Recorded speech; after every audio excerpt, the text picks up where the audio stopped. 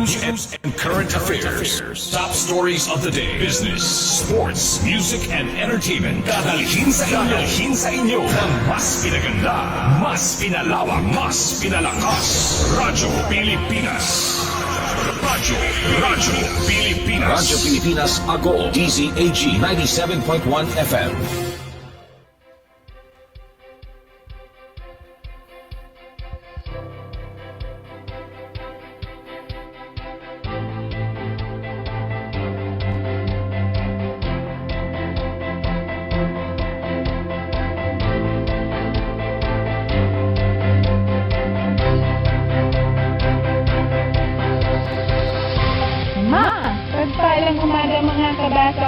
Live mula DMMMSU, South La Union Campus, Main Library, Agoo, La Union. Sabay-sabay nating tunghayan at pakinggan ang programang Hatid ay Kaalaman. Inihahandog sa inyo ng DMMMSU at 97.1 Radyo Pilipinas, Agoo. Ito ang Library on Air.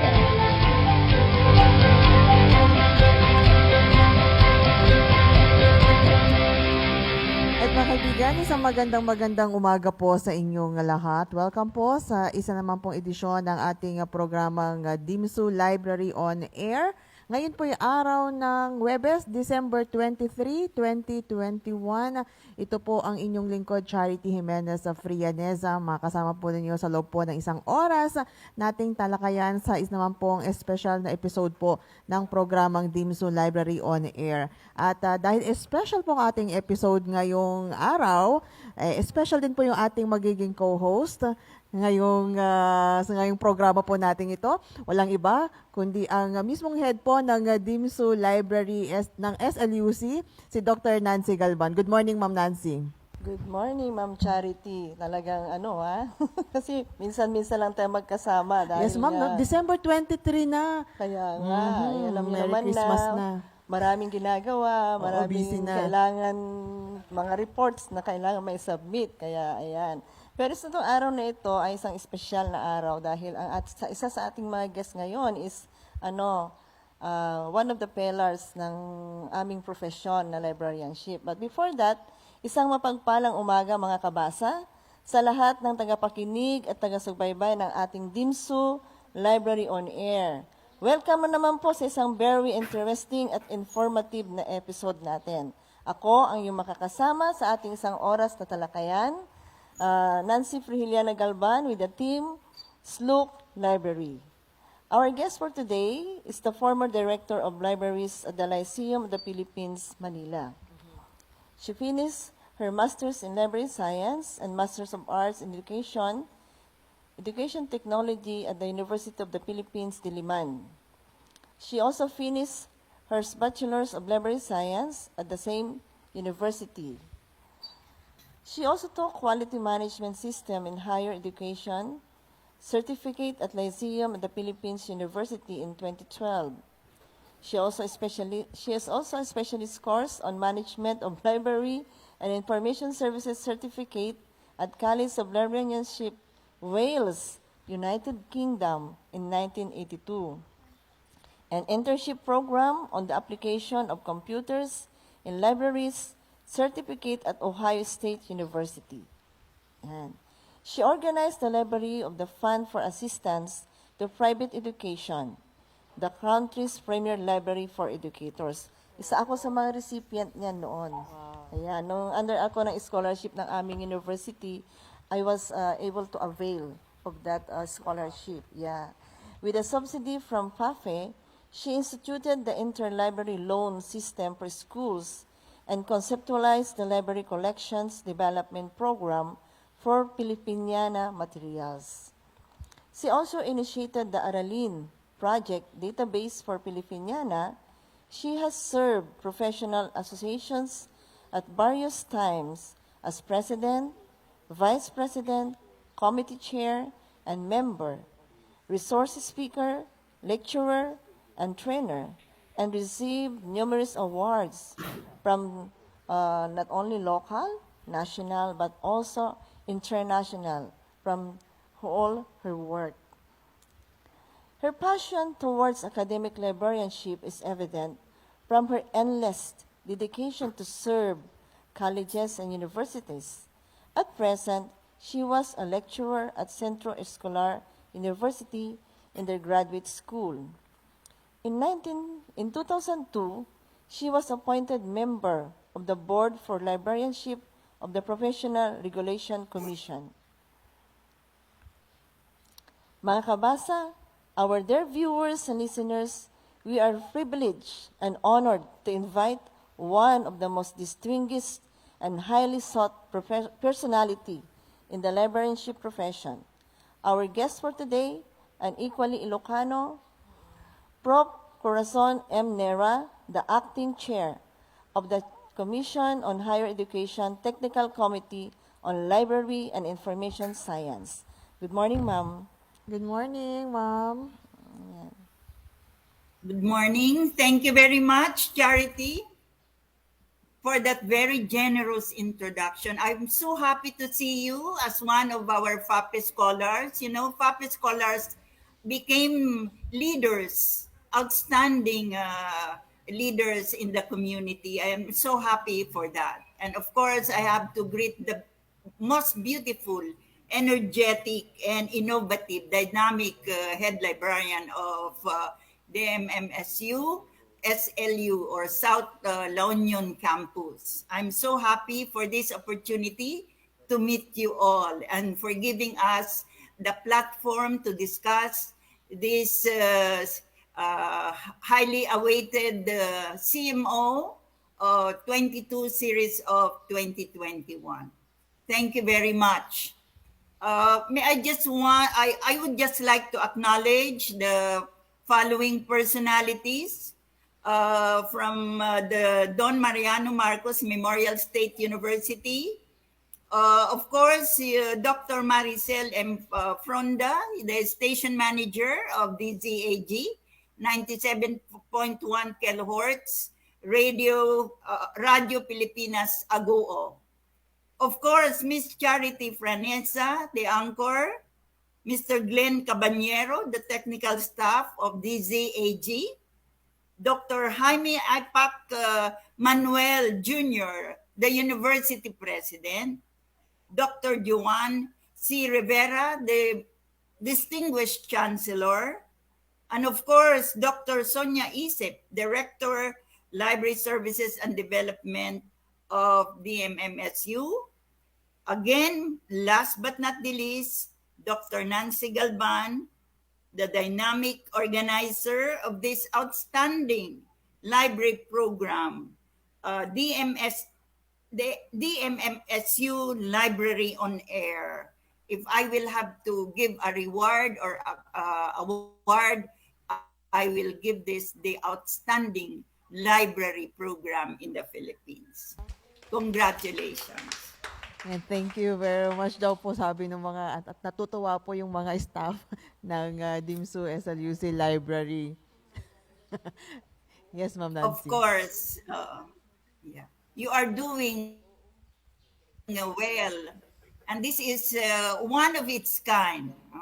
I think UP is the one having this, and you are next and the first in Luzon or in the Ilocos region. And congratulations, you made me proud, and I feel prouder for all the librarians, and of course, Miss Franesa, our distinguished FAPE scholar.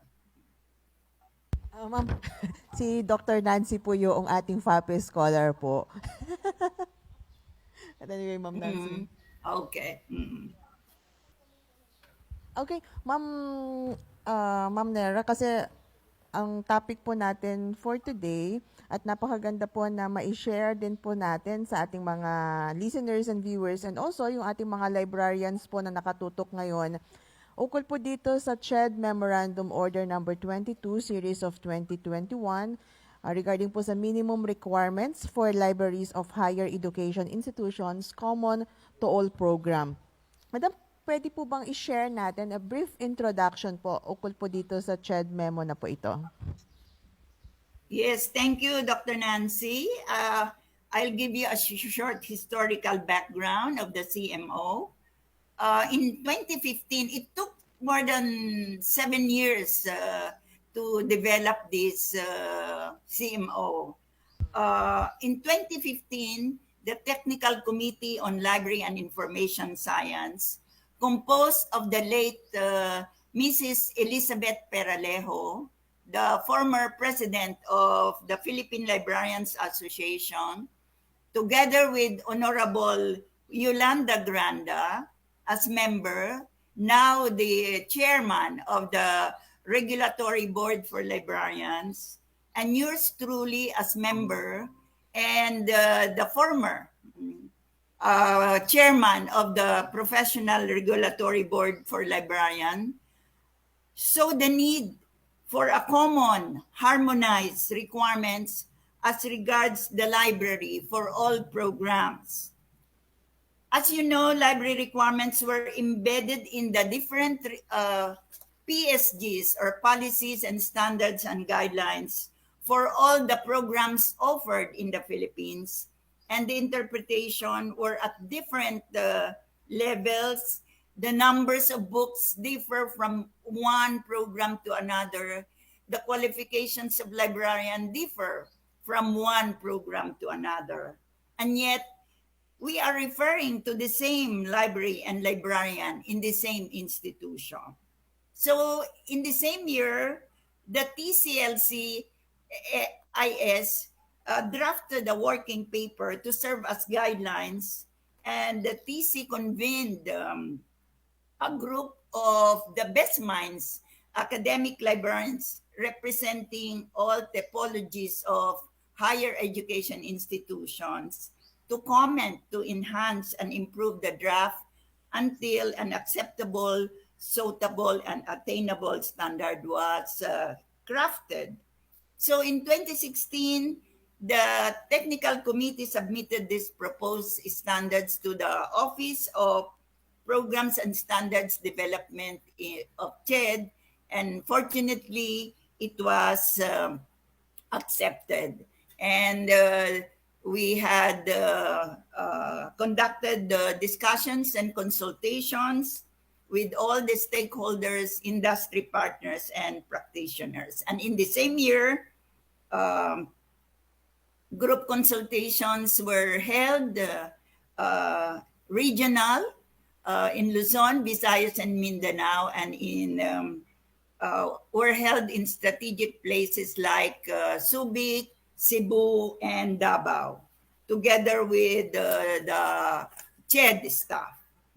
So in 2017, the final and culminating public consultation was held at CHED auditorium, and all the comments, suggestions, and recommendations were all incorporated in the final draft, which was submitted to the Commission in Bank and adopted and approved it on December 4, 2017. 2017 pa na-approved, but it was just signed this year.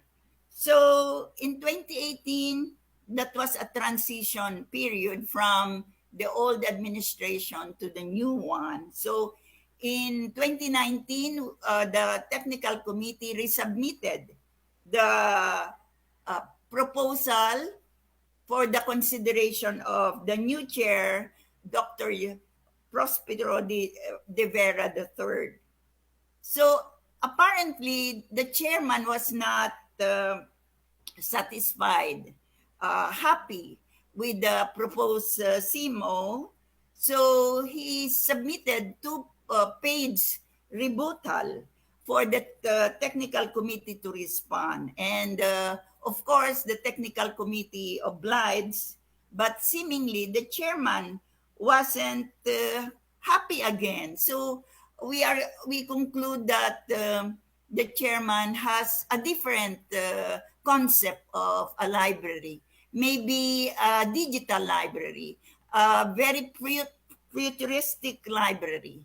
And I know the CHED chairman is a visionary, and I think he wanted a digital transformed library for the future. So on that note, we feel that the delay in the signing and approval of the CMO was an advantage and providential because the technical committee was given the opportunity and chance to present it to the technical working group of flexible learning. So we presented this 3 times, and the panel with the panel members, and afforded the TC, the technical committee, the opportunity to hear the most intelligent, relevant, practical, sustainable, and attainable suggestion, recommendations of the best minds in the academe that transform the proposed CMO into the best that it can be. So requirements for online teaching and flexible learning modalities were included and incorporated, making the libraries and librarians more responsive and relevant to the requirements of the present time. So the technical committee is so grateful for the rare opportunity to dialogue with a group of scholars, and they help us endorse and approve the proposed CMO that on November 2, Chairman De Vera finally signed and approved the proposed CMO with the endorsement of the Philippine Association of Academic and Research Librarians and the Philippine Librarians Association, of course, our accredited association. So, with all its imperfections, the CMO is not perfect, but this is considered as a landmark in the history of academic libraries in the Philippines, in particular, and Philippine higher education in general. It is developmental, minimum yet progressive, to guide higher institutions, higher education institutions, academic librarians, academic libraries in their journey towards digital transformation and digital scholarship. So that's the background, Ma'am Charity and Dr. Nancy. Long in the making, but it's worth it. Yes nga, no? Since 2017 pa na-craft po siya, na-approve lang for 2021. Sabi nga naman ni Dr. Nancy dito, kahit na may delayed, di ba, ma'am, sa approval, sabi nga natin, niisip natin yung positive side minsan sa mga negative circumstances dahil mas napaganda pa, no, yung CMO na yan, lalo na naging visionary yung CHED chair, di ba? Kasi That's actually, true. kasi Ma'am Charity, actually, nahihirapan din ang mga different, not only the HAIs, but also the public and the school libraries, because the 4 types of libraries, dahil paiba-iba kasi yung minimum requirements. But I think this one, dahil sa nangyaring ito, nagkaroon na ng common to all programs. Kasi nun different eh. Kaya parang hirap din kami na mag-cope up, especially when it comes to accreditation, when it comes to evaluation of the different programs of our, kahit sa public libraries and school libraries. But with this one, napakaganda ang nangyari. So we are very thankful. Yung advocacy kasi nila, parang nagkaroon na sila ng legacy. That really help us now. Nagkaroon kami ng direction. So, yan. Yan yung magiging ninyo, parang guide. Yung CMO. Anyway, ma'am, Ma'am Nera, baka pwede po natin may share din yung ano po yung mga scope ng minimum requirements na ito na nabanggit Yes, po kanina. okay. So before I will share the scope of the CMO, I would just like to explain the title of the CMO. The subject or the title of the CMO is Minimum Requirements for Libraries of Higher Education Institutions Common to All Programs. Minimum is defined as the least, smallest, lowest attainable requirement for a certain purpose, such as the following. For instance, a higher institution, a higher education institution would apply for permit to operate, for permit to be recognized, and a permit to offer a new program. They should comply with these minimum requirements. Okay, so this is just basic. However, if an institution would like to apply for a higher status and recognition, such as Center of Development, Center for Excellence, deregulated status, autonomous status, or university status, the library requirements are higher than the minimum. So they have to comply with the accreditation requirements, because CHED recognizes and puts premium to accreditation standards, which are beyond the minimum requirements. So the CHED encourages all institutions to go beyond the minimum, to be able to respond to the needs of the 21st century learners and educators, and also the fourth IR competencies. And this will further improve the status and standards of each EIs in terms of programs, services, and operations of the library. And most importantly, libraries will become more responsive to the requirements of online teaching and flexible learning modalities. This will be the mode of learning and teaching now. We will not go back to the old style of teaching. So electronic resources will now be the center of services in the libraries of academic institutions.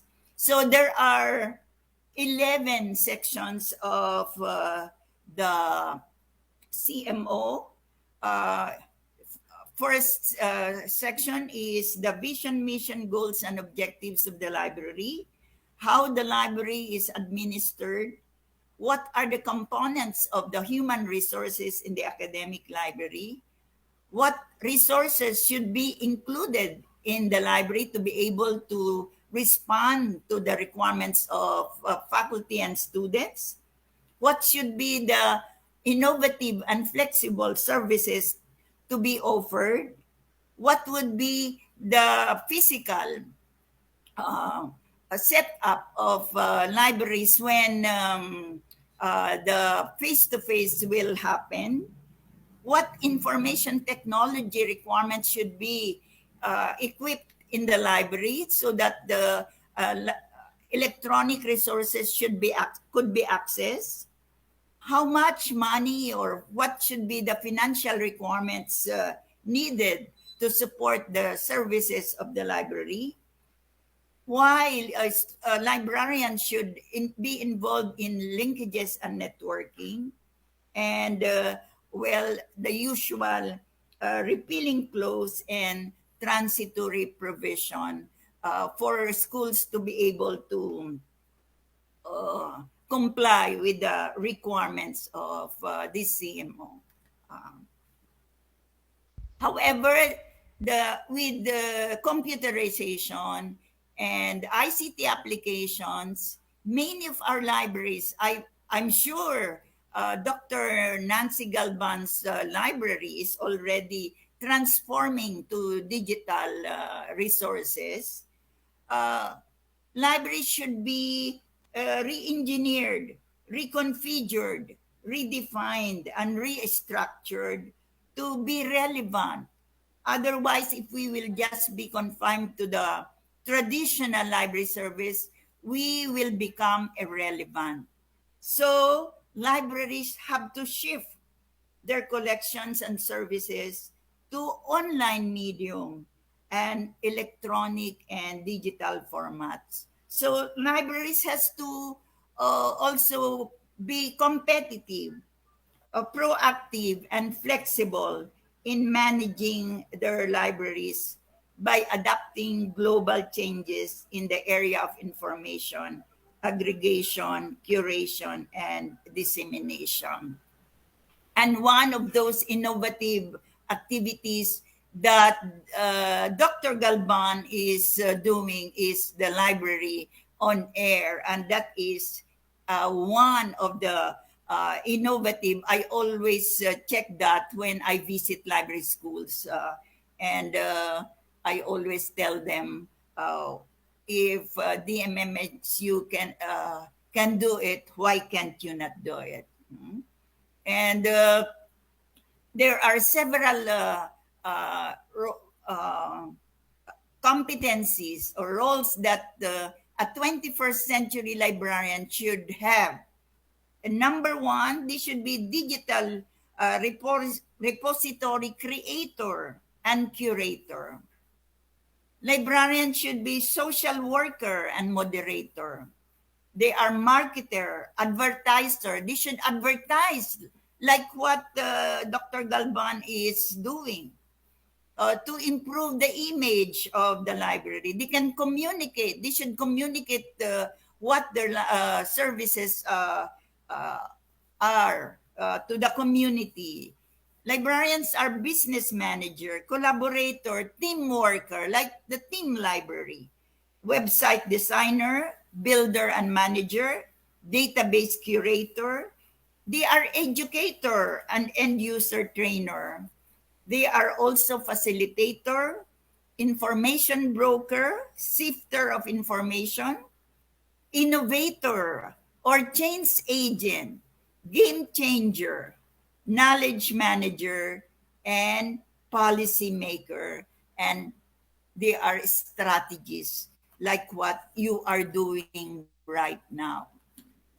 Thank you for the uh, discussion of the image. The librarian's image have been changed, no? Madam Charity, wala na, lahat na ng librarian magaganda, magagaling. Hmm? Hindi na sila the stereotype kind of librarians. Wala na daw yung Miss Tapia. Wala na daw Yes. po yung masungit at bawal maingay Yes. sa mga libraries. Kasi ngayon, ang libraries natin ngayon is ano na, a part of their life na. So they can we already have the cafe actually. We started with the cafe now in our library, Ma'am Nera. Actually, before nung face-to-face pa, our users are already having their learning commons wherein they can already stay. They can even sleep. They can have some discussions with their classmates over a cup of coffee. Kasi may coffee kami dito eh. Ayan. Yeah. So, ano na. So natin Yeah, the library is considered a third place. The first is the home, and the second is the school, and the third is the library, where they can stay there, relax there. They can create, innovate, and collaborate. They don't really go there to study or to read. They go there because they want to talk to people. They want to mingle with people, with the other readers. Okay. Ma'am, siguro pwede nating i-share na sa kanila yung yung kwan natin. Yes, okay. Oo, so that yung 8 Yeah, from section okay. 1 to section. Okay, yes ma'am. Yeah, I will. We'll just discuss the salient feature because the other portions are easy to understand. Okay, so section 1 is the vision, mission, goals, and objectives of the library, and it should have this should be explicit because the VMO of the library defines its role, its aspiration, its mission, its purpose. So it should be displayed in the premises of the library It should be displayed in the bulletin boards, whether it's virtual or physical. It should be displayed or published in the library website and the FB pages. This is the only way the libraries can uh, make their services, uh, visible. So they have to make noise. They should be noisy to tell the people of the community what they are doing for the community. Section 2 is administration. The supervision of the library shall be clearly defined within the organizational structure of the institution. The position of the library in the organizational chart demonstrates or depicts its recognition and importance. And usually, the library is under the Office of the Academic Affairs because the libraries and the librarians collaborate with the deans and faculty. And it will be easier for them to talk or to coordinate if they are also under the academic officer. However, there are institutions that have a different structure. Some librarians are under the president, some are under the administrative officer. CHED respects the practice for as long as the library is supported and recognized well. Okay. The next is the qualifications of the head librarian. First and foremost is the librarian should be licensed because there is a law. A librarian cannot practice without license. The head librarian should be a master's degree holder in library and information science or a related field. Why a librarian should have a master's degree? Because the minimum requirements for a faculty to teach in the academic community is a master's degree. So the librarian should also be at par with the qualifications of the faculty because the librarian has a teaching function. She conduct orientation, library or user orientation. Okay. What are the related fields that a librarian can study to make her more competent? It could be in IT, it could be in education, it could be in management, cultural subjects, social sciences, that enhance his or subject competencies because the trend now is subject specialization.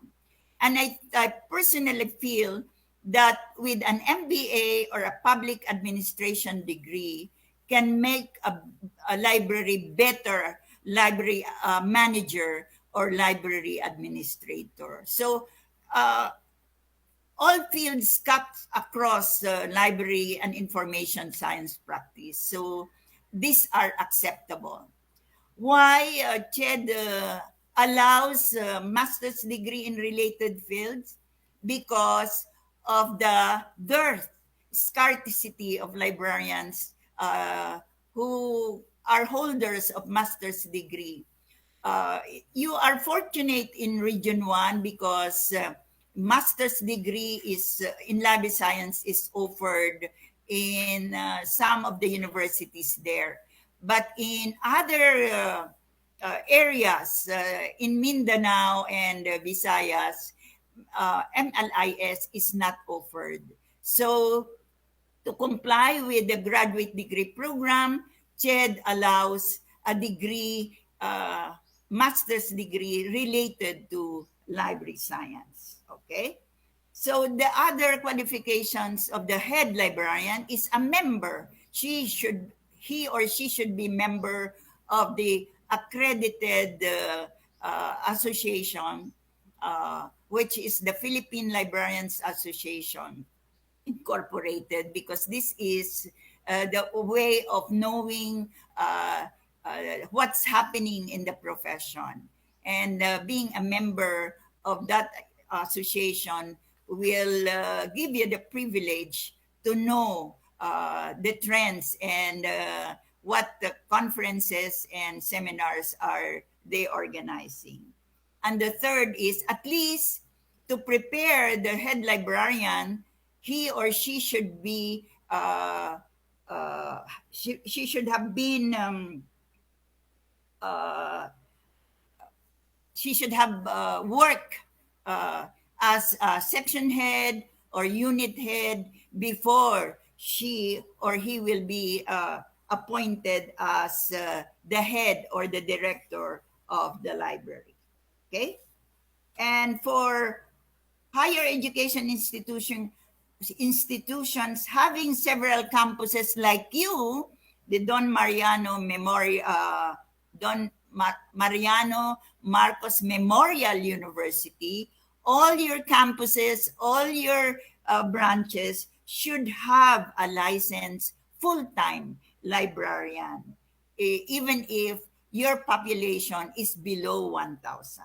There should always be one supervising the library. And the next is there should be a library advisory committee, usually known as faculty library committee.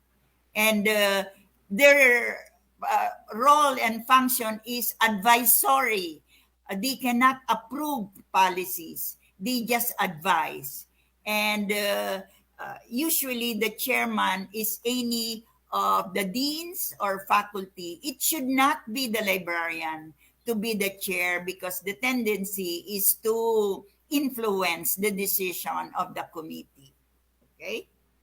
Next is there should be a development and strategic plan to ensure continuous improvement. This is a roadmap of the library so that improvements will be continued. It could be a 1-year operational plan, 2-year operational plan, 5-year plan, or 10-year plan. And this should be revisited every time, okay, as the need arises. It could be done semestrally, annually, or twice a year. The next provision is for librarians to regularly conduct research. Now, research has been institutionalized as function of the librarian, because research, results of research will improve, or will be the basis for improving the library services and operation. And it's one way of hearing the sentiments of our library users. If they feel that they appreciate the services and programs the library is offering, then they can say that during the research and surveys. The next is the presence of updated manual, policies, and procedures. Dr. Galban is an accreditor, and I think the number one evidence or documents he will look into is the updated manual and policies and procedures for face-to-face and online, especially during this time of pandemic. Manuals should have been revisited, should have been reviewed to respond to the requirements of the present way of offering library service. And in relation to research, an in-house evaluation of library programs should be conducted. Again, I think this should be one of the evidences during accreditation, and it should also be ready when the ARQUAT or the technical committee of CHED will visit the library, because this will show how successful the library is in giving services and operations. Now, Section 3 is one of the most critical section of the CMO, because this will define the adequacy and qualification of the personnel to be able to offer quality library information services during, whether it could be face-to-face or online. And the number shall be based on the user population. User population includes faculty, students, staff, alumni, and even visitors. The size and scope of collection, the services offered, the service hours, and physical facilities and programs of the library for the implementation of online and flexible learning modalities. I suppose you cannot open your library beyond 5 o'clock if you only have one or two staff. If you have several sections, you have to close your sections because only one is left in the library. And if you have first, second, third floor of the library, the two floors should be closed if you are only have one. So librarians can use this to justify the increase of librarians and support staff, even if the suggested ratio is 1:3,000. The ratio of 1:3,000 for additional enrollees is the most realistic ratio that CHED can offer because of the lack of librarians. At present, we have only 10,000 in the roster of librarians, and of this 10,000, only 6,000 are active, are employed. So maybe 50% or around 3,500 are working in the academic libraries, with 2,000 academic institutions in place.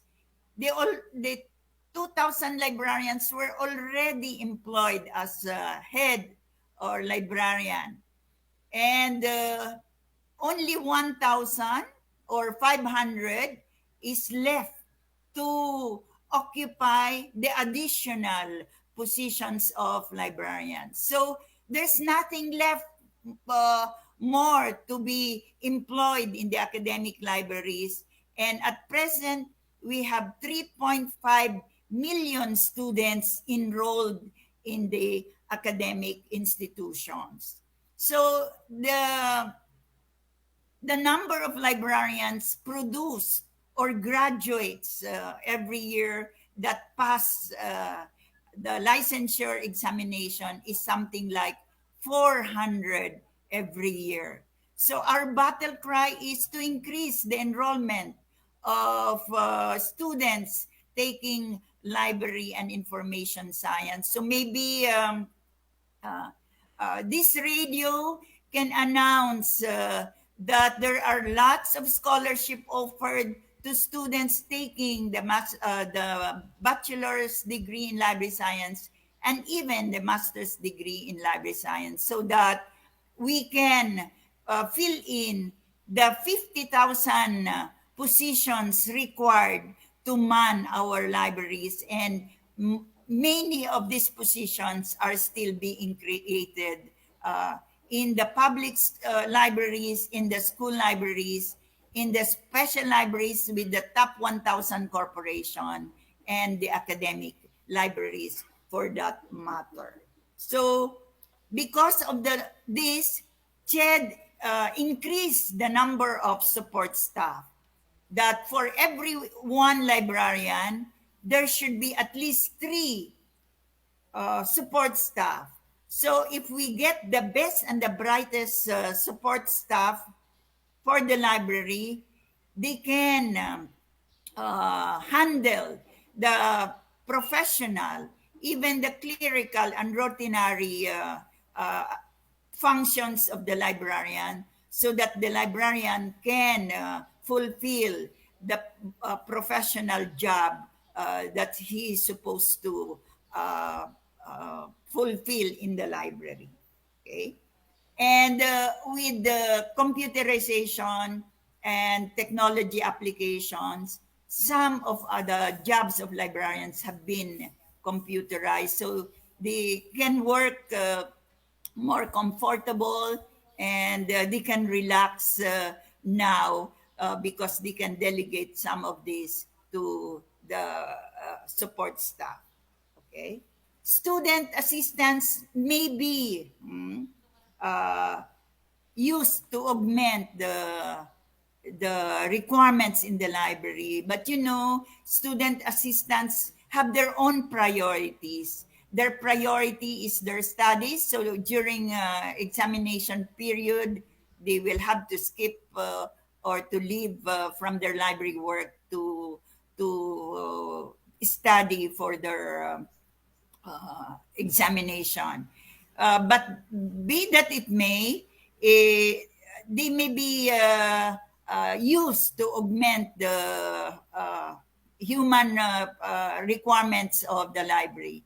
However, the counting of their services should be equivalent to the number of hours rendered required for a full-time support staff. If there are two student assistants in the library and they are rendering 4 hours a day, two student assistants can complement or can be equivalent to one full-time support staff, because that's equivalent to 8 hours. Okay. So in the library, there should be librarians and support staff, and the librarians are passers of the librarian licensure examination, and the support staff are those uh, paraprofessionals who are non-licensed or graduates of other degrees than library science, or grade 12 or associate degrees. For the information of Dr. Nancy, there is an associate in library and information science pending for approval of CHED. This is a 2-year course to provide training for support staff. And hopefully this will be approved soon, so that you can offer courses, diploma course, to enhance or to increase the number of support staff in the library. Okay. Now we go to the most important part of the CMO. It's collection management. The selection of resources. Now it should be it will be repeated that the resources should now be both print and electronic. Including textbook should be the responsibility of the faculty. The selection, recommendation, and evaluation of books, including textbooks, is the responsibility of the faculty. And the acquisition, ordering, and procurement will be the responsibility of the librarian. And without infringing copyright law or violating the intellectual property code. Okay. CHED respects the right of the HEIs to prescribe their own textbooks. There is no list given by CHED recommending what textbooks should be included for the faculty to use. You have the right to choose. Each EIs is given the freedom to prescribe. And the next is very important because this will guide the librarian to specify the acquisition strategies. This is the collection development plan, or the it should be written. The policy should be written, uh, and the ratio of progressive development of both print and electronic resources in support of the research instruction of the university or the institution, including teaching and flexible learning modalities. The plan should be prepared by the librarian in consultation with the faculty library committee or advisory committee, and it should be approved with the imprimatur of the administration. It's not the head librarian who will do the approval, it should be by the administration. And a periodic evaluation should be done. If you can do it yearly or semestrally, that is very good for you. Okay, so that you can do your collection profiling. Maybe what should be replaced next year should now be indicated in your collection plan or database collection database. Okay, and a regular weeding and deselection program shall be undertaken to make the collection relevant and up to date. Okay, now the numbers, we are now in numbers.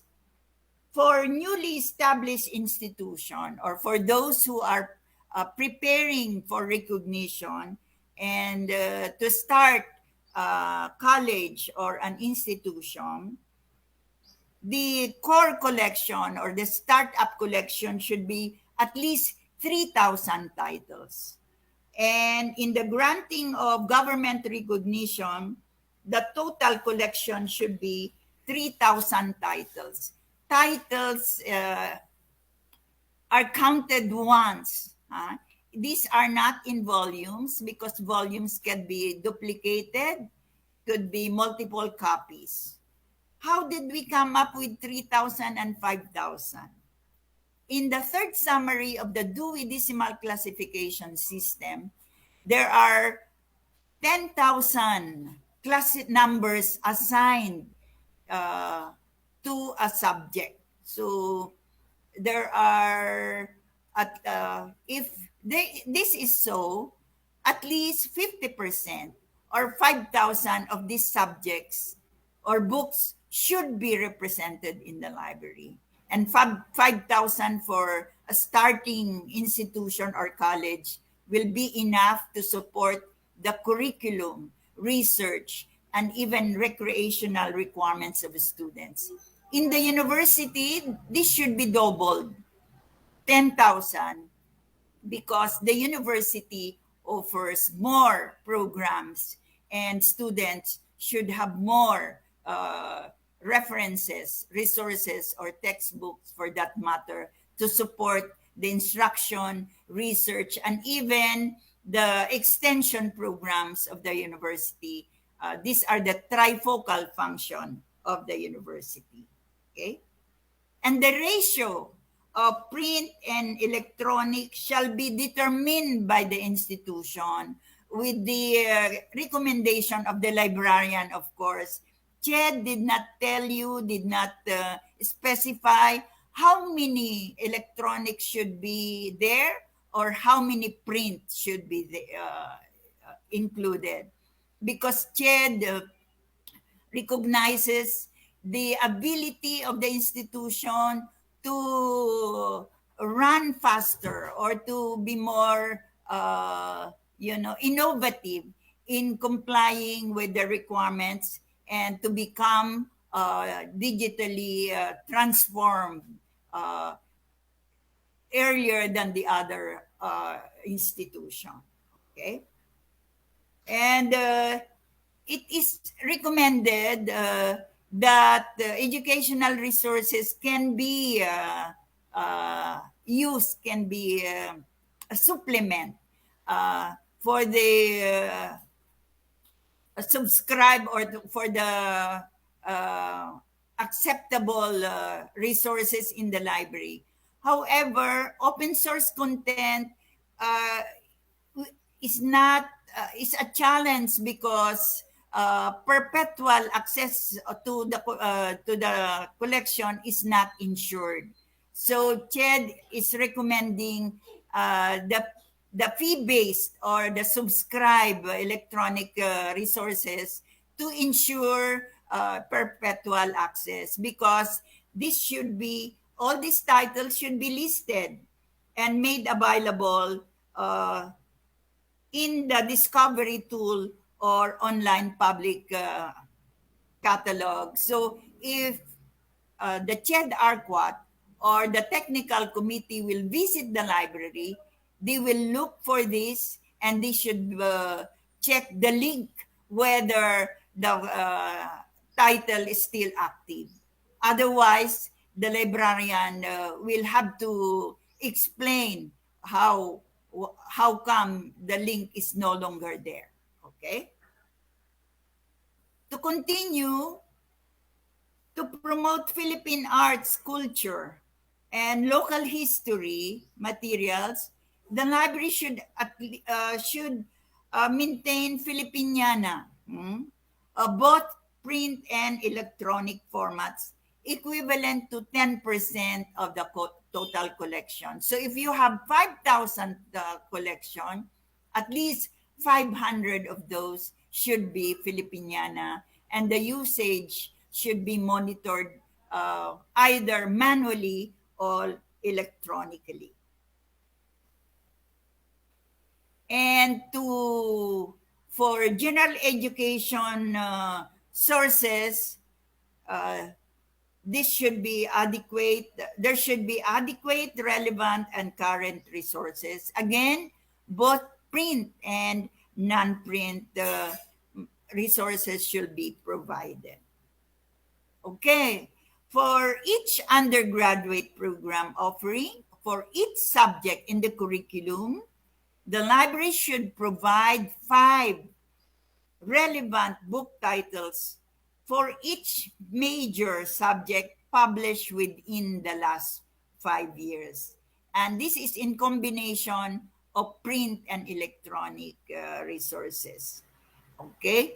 And CHED did not specify how many print and how many electronic. It will be the decision of the institution, and of course, with the recommendation of the librarian. So the responsibility of the librarian is very crucial in explaining to management how many of these should be in the library to respond to the online requirements and flexible learning modalities of the institution.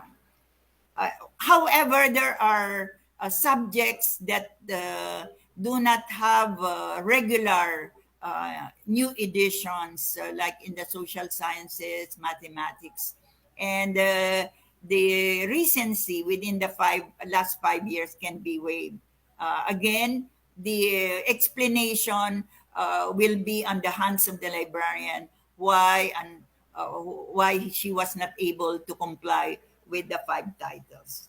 And in the graduate program, this will be doubled.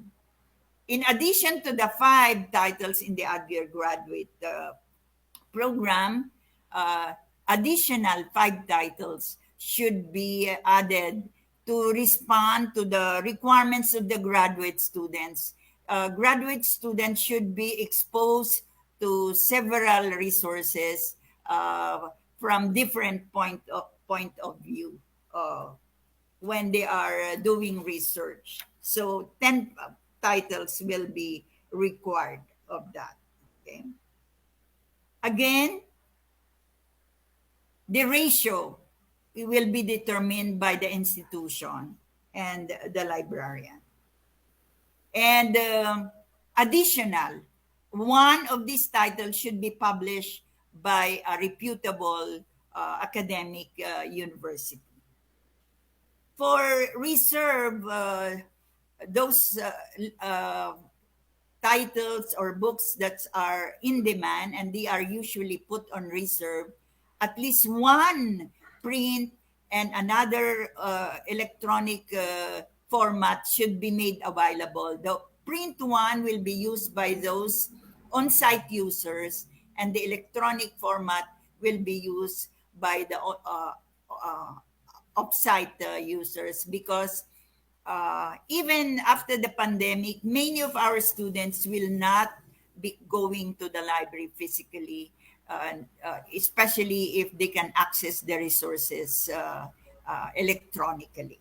Okay.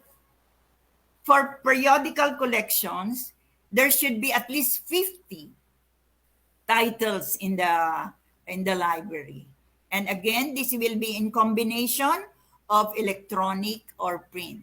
And the decision of how many print and how many electronic will depend on the institution and, of course, the librarian.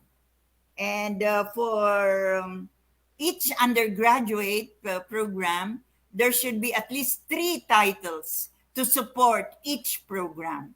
So agriculture should have 3, forestry should have 3, IT should have 3 the titles per program. And the ratio of print and non-print will again be the decision of the institution and the librarian. Okay. For the journals requirements for the graduate program, in addition to the 3 undergraduate program requirements, additional of 2 referred or peer-reviewed journals should be made available, and the total, making a total of 5 professional journals per program. And the referred and peer-reviewed journals should be made available either print or electronic. Okay. What else? Okay. Print audiovisual materials should also be made available to respond to the requirements, especially streaming media are very useful for graduate students who are doing online learning. I think you are offering distance or online learning in your campus. The next provision is for special collection, including theses and dissertations, because the use of theses and dissertations are regulated, is regulated in some of the institutions. And this should be made available in print or electronic without violating, of course, intellectual property code. Next is, I think, for some of our SUCs and LUCs with satellite campuses, the minimum requirements for professional holdings for both undergraduate and graduate program, specific to the program being offered, shall be maintained. So, Dr. Nancy, you cannot share your collection to the other branches. They should have their own.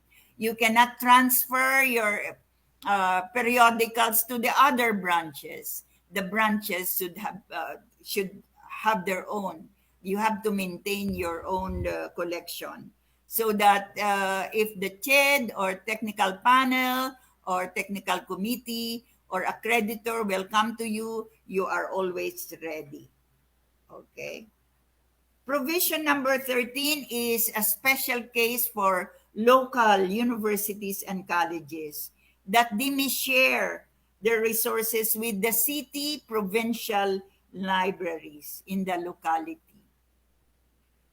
They can share, or they can list, they can include in the listing of the resources relevant titles available in the public library, and they can be counted as their own in compliance with the library collection requirements of the CMO, because they feel that they are supported by local budgets. So that is the justification.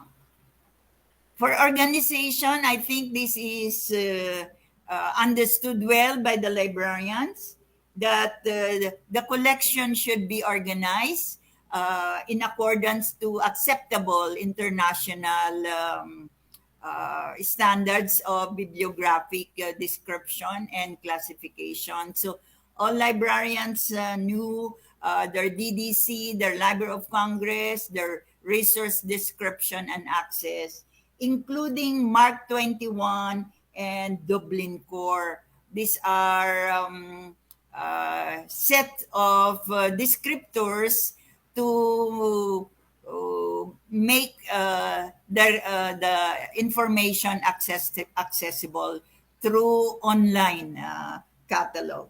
Okay, and there should be, this is a must now for libraries, there should be online catalog or a discovery tool that will be made available for easy access.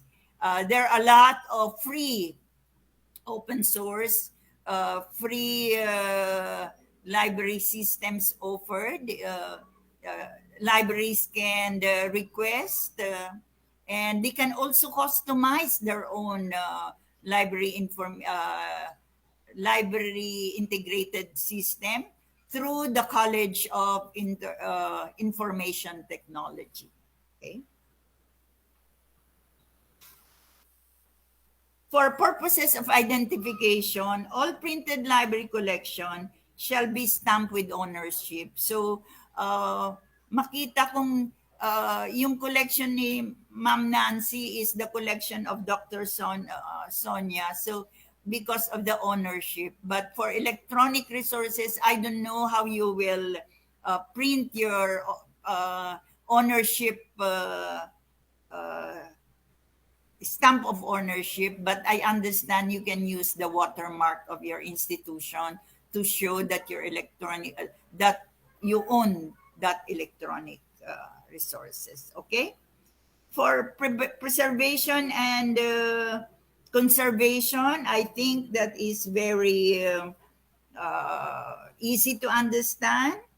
There should be preventive measures to protect and preserve the collection, especially in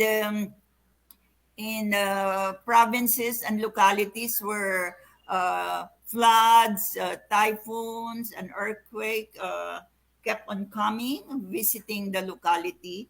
There should be a disaster preparedness response and recovery plan. There have been lots of examples available, and you can adapt this for your collection. Okay, and since these are not I don't know if you are that's part of your curriculum, Dr. Nancy, prevention and conservation subjects. If this is not offered in the library school, maybe the library personnel should be encouraged to attend these training programs on preservation and conservation, because this is our specialized training and being offered during seminars and workshop. Okay, Going on for services and utilization, the library shall provide a variety of services and tools to support the teaching, research, and extension programs. Librarians have been doing this. Now it's our opportunity to transform the traditional services and programs into non-traditional programs with the use of technology. And these are can be done face to face or online. You have been doing reference and information services. You can do it face to face or online. Now it becomes non-traditional because we do it online. Library instruction online, library and intra-library loans through Padala or book drop, document delivery face-to-face or online, selective dissemination of information face-to-face or online, remote access to electronic resources. I think this is now the centerpiece of the library services being conducted among academic libraries, remote access to electronic resources, software platforms that support plagiarism, to detection, reference management, including citation, bibliography making, and etc. And now for innovative and flexible library services, even beyond the pandemic, this will still be offered as the regular library services. Could be done virtually or face-to-face.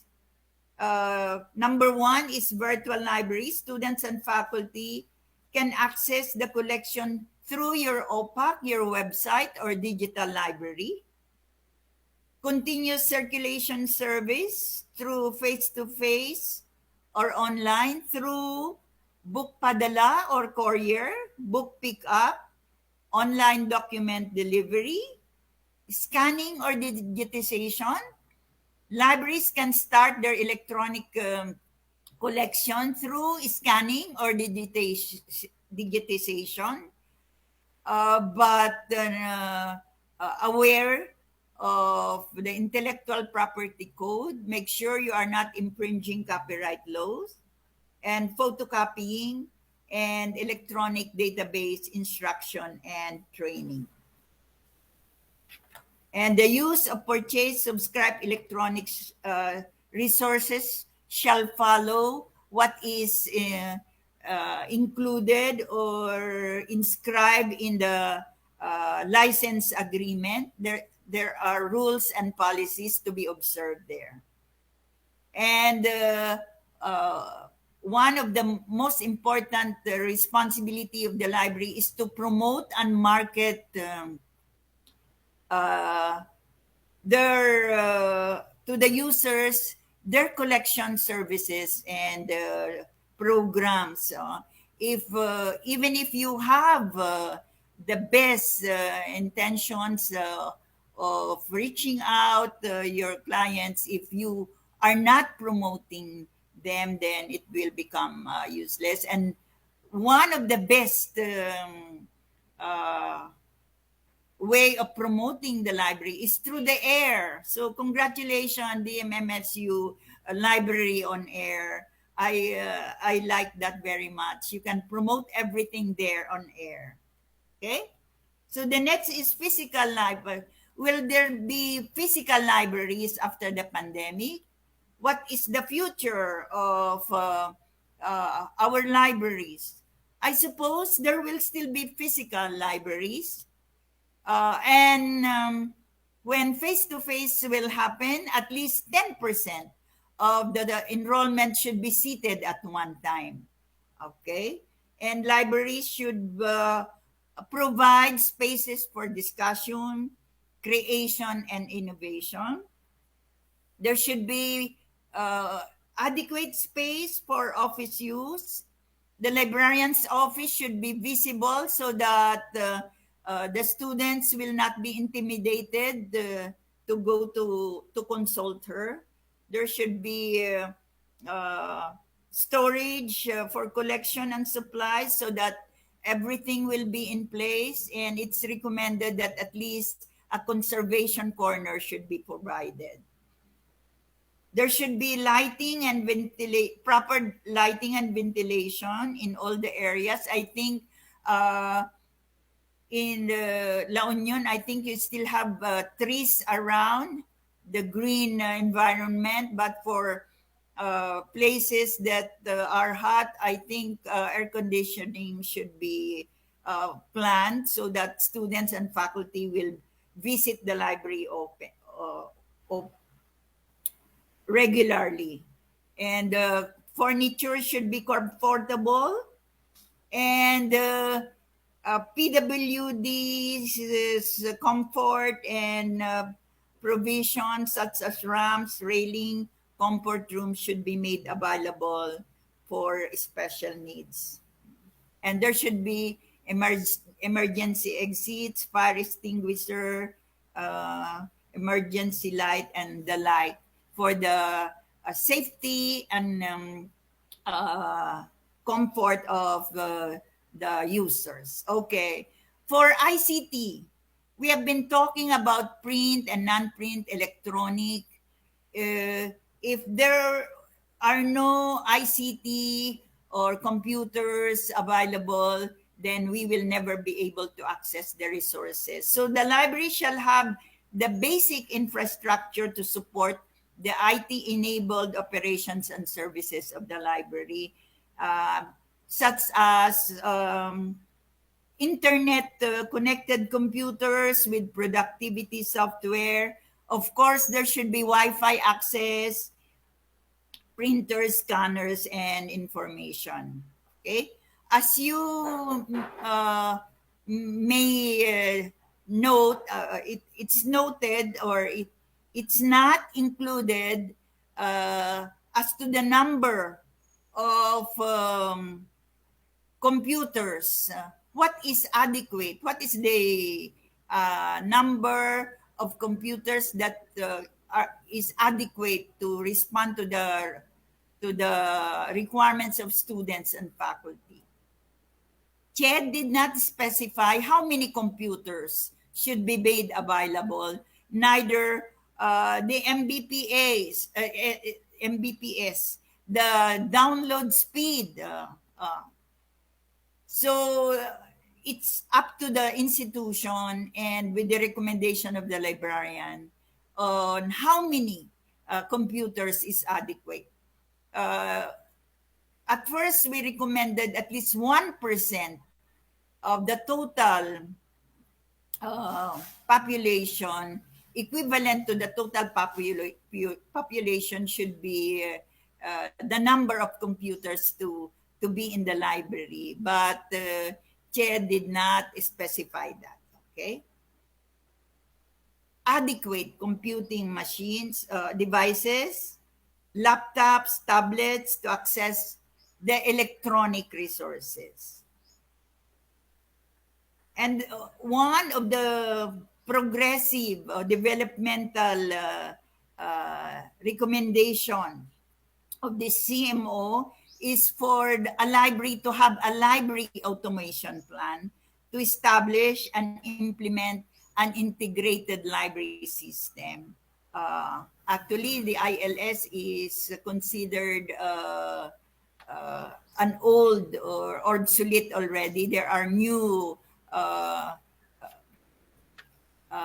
integrated library system available already. So you have a strong College of Computer Technology, so you can collaborate with them to be able to have an ILS a plan, and this will facilitate the application of modules to perform the technical and reader services functions of the library. And now I think the library shall have an official website to serve as a gateway to its online catalog. I think all libraries have their own website, they have their own FB pages this time. So that the electronic learning resources such as online database, ebooks, e-journals, and online services can be accessed. Okay, for finance, CHED did not specify how much is the library fee to be charge because for financial matters, CHED respects the decision and strategies of schools. But it is the responsibility of the head librarian to prepare the budget, annual budget proposal to support the entire library. And this budget should, if approved, should be used for library development. This budget should not be used to pay for the salaries of staff, librarians, and consultants. It should be solely used to improve library services and development. Okay, and if the budget is not enough, the librarian should explore other ways to augment the financial resources. Okay, through linkages and networking. So that is the one of the reasons why librarians should engage in linkages and networking, because through this they can make friends, they can collaborate with other libraries, and through this they can request for grants and funding to increase their collection and even training. So librarians are encouraged to engage in local, regional, and international linkages and participate in institutional activities, cooperative program, as well as community service learning. I think many librarians or libraries were involved in community pantries during last year and even now.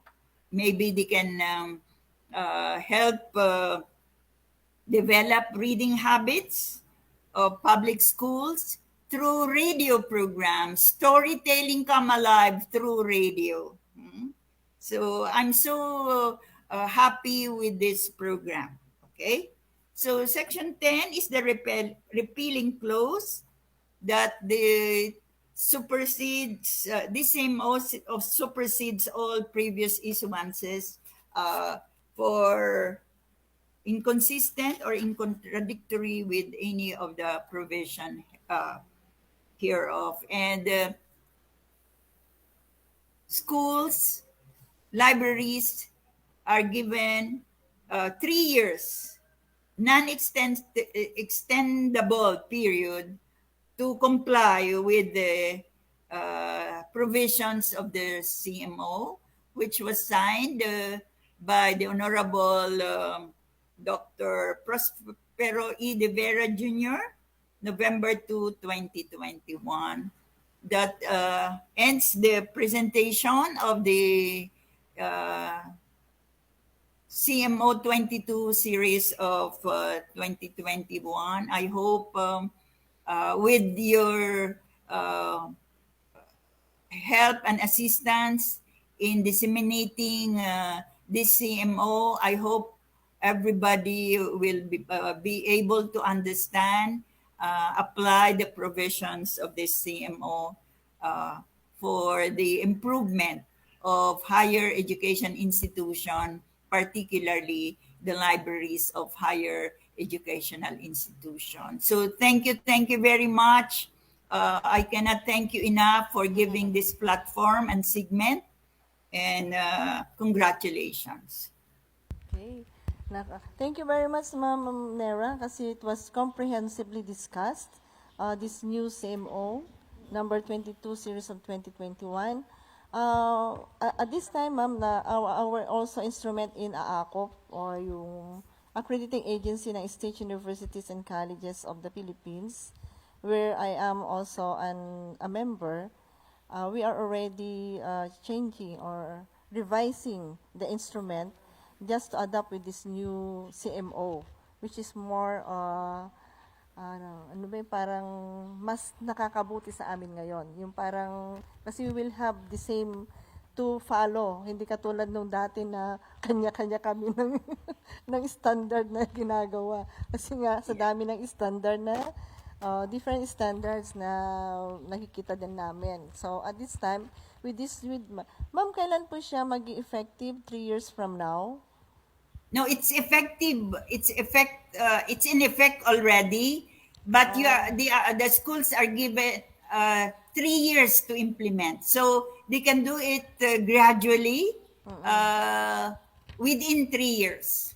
Okay, ma'am. Kasi nga yung, sabi nga natin yung sa integrated, kasi nga we have this integrated library system na sinasabi natin, na we're in, yung kasing explanation ni ma'am, katulad sa amin, we have 3 campuses dito sa DMSU.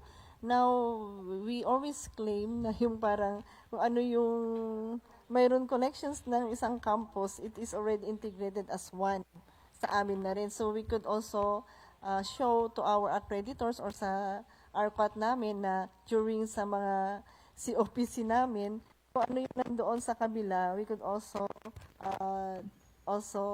present also to our evaluator na it's unintegrated. Parang ganun. Okay ba yun? Yeah, electronic resources can be shared, so you can share. The subscription of one campus may be shared, but the physical books, I think it's not allowed. Electronic can be done. Okay. Kahit integrated na kami, ma'am. Okay. Kasi yung sa explanation. Yun kasi yung narinig ko kanina sa explanation naman. So kaya I want to know para naman we will know what we're going to do. Especially next year, marami na naman kaming program for COPC and then accreditation na naman namin. So parang at least we are given enough knowledge how are we going to address this situation at this time.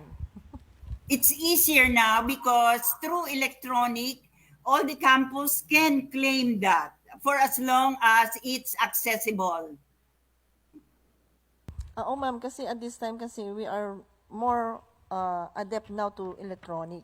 Kasi, Yes, kasi okay. sa ano kasi, when you say physical kasi, ma'am, if the book is a professional one in you can only purchase one book kasi that is very Yes, expensive. okay. But when it's already the electronic, you can also share this one, or the book is Right. digitized, then you can already, if we have already this system in us, then we can already share. At least they can download or upload or whatever, and then the one user can be used by many users at the same time. Exactly. So that's the advantage of electronic. You can share, the 3 campuses can share those collection. They can be accessed at the same time. And there is no limit. If the discovery tool is open 24/7, your students can access 24/7. So that is the advantage. It will be easier for schools to comply with the 5 titles now because for as long as the link is ready at the time the student is accessing, you can share that or you can claim that as your own because sharing is what is recognized or what do you call that? Pwede yung gamitin. So, mas madali ngayon mag-comply because of the format, electronic. For as long as you have the internet connection, napakadali. Even if you subscribe to one database of electronic journals and thousands of those titles are included or in that subscription. Wow, that's a lot. If 50 lang yung requirements, you have more than enough. And EBSCO has a lot of peer-reviewed or internationally refereed journal included in that database. Okay, thank you, ma'am. Kasi yun ang pinaka-crucial when it comes to any accreditation and as well as evaluation. Ang crucial kasi doon is the ratio of the licensed librarian as well as the collections. Yun ang natin. Yun ang pinaka-Waterloo minsan sa amin kasi. Yes, oo. It's always the weakness of the institution, non-compliance in terms of human and collection. Pero ngayon, madali na kasi if you have the link and the curating, it should be a collaboration of the faculty and the librarian to do the selection, especially in the open educational resource. Napakadami yan. Napakadami ang scholarly publication there. But the challenge is to select how to evaluate what should be included in your listing. Kaya yung mayroon dedicated librarian dapat na nagtitingin ng new titles from the open source content. Okay. You don't even have to buy for as long as the resource is readily available. There's always a link there. Okay, ma'am. So, ano na lang natin, ma'am. So, what is the importance of the CMO, number 22 series of 2021 in this 21st century educational landscape in the academe, as well as, ma'am, message yun na po, ma'am, at the same time. Yes, well, as I said earlier, the CMO is not perfect, but it serves its own the purpose as a starting point for libraries in the HEIs to transform its resources to digital resources, because that is the trend now. We cannot go back to the traditional, the print, and whether we like it or not, we have to accept, we have to embrace electronic resources. And this is a stepping stone. Minimal. Maraming nagsasabi, tipid naman yung CMO nyo. Masyadong mababa yung numbers na require ninyo. Pero, well, hindi naman lahat ng schools ay pare-pareho. In the preparation of this CMO, we considered all types of schools, institutions, even in the remote areas. We did not base it or we did not just consider NCR libraries. We also considered colleges and institutions in far-flung areas. And we know their challenges, their situations. Some don't even have electricity available, internet for that matter. So it's slow, but towards that digital scholarship for Philippine academic libraries. And thank you very much for giving us the opportunity to explain and present this CMO. Right. Thank you very much po, Ma'am Corazon Nera, for your time na binigay po sa ating programa at nalaman po namin in detail itong CMO number 22 series of 2021, the minimum requirements for libraries of higher education institutions common to all programs. So bago po namin kayo bibitawan, ma'am, meron po munang i-award o ipipresent si Dr. Nancy Galban na e-certificate po para po sa inyo. Okay. So, DMMMSU is very, sabi natin na fortunate for this rare chance to be with one of the pillars of our profession. Actually, ma'am, napakaganda ng legacy na sabihin na natin kasi nga alam po natin na you have worked hard for this, to have this standard that we should follow.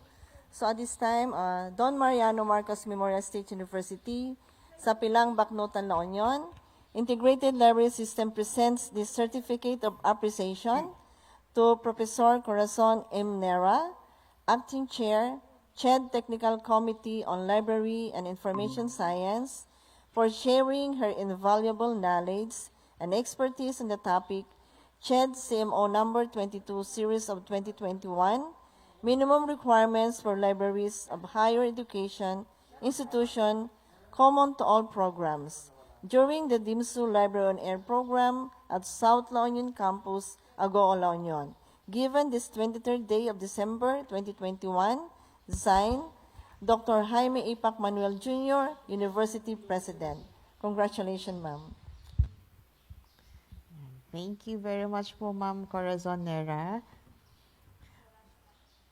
Okay. Nawala na So, si ma'am. siguro, ma'am, sa puntong ito ay magko-closing na po tayo. No, wala na po yata sa linya si Ma'am Corazon. But anyway, Outstanding.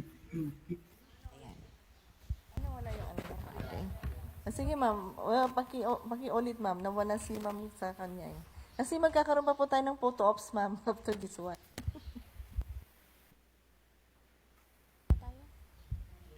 Okay, thank you. Sige. Sa puntong ito, ayan,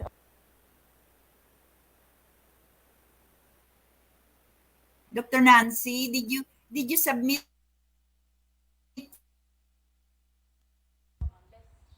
yes, ma'am. We have already submitted our some of the documents needed, ma'am, for that prestigious award.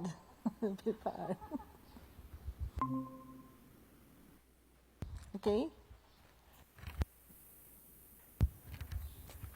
Okay. Sa puntong ito, kami po ay pansamantalang magpapaalam at ako po muli ang inyong kabasa, Nancy Friliana Galban with the team SLUC Library. In behalf, we would like to acknowledge Dr. Jaime Ipac Manuel Jr., our University President, Dr. Joan Camus Rivera, our Chancellor, Dr. Sonia Siago Isip, our Director for Library Services and Development, and most especially to our Chair of the CHED Technical LIS, Ma'am Professor M. Nera. Mapagpalang umaga po sa ating lahat. At sa ngalan din po ng Salamat. lahat ng bumubuo ng DZAG Radyo Pilipinas Agoo, headed by Station Manager Ms. Maricel Fronda, ito po ang inyong lingkod, Charity Jimenez Frianeza. Nag-iwan na po ng isang magandang umaga sa inyong lahat. God bless everyone, stay safe, and stay healthy. Ma'am, naisubmit mo, hopefully. Sige. Mag-picture You muna sure? tayo, ma'am. Picture.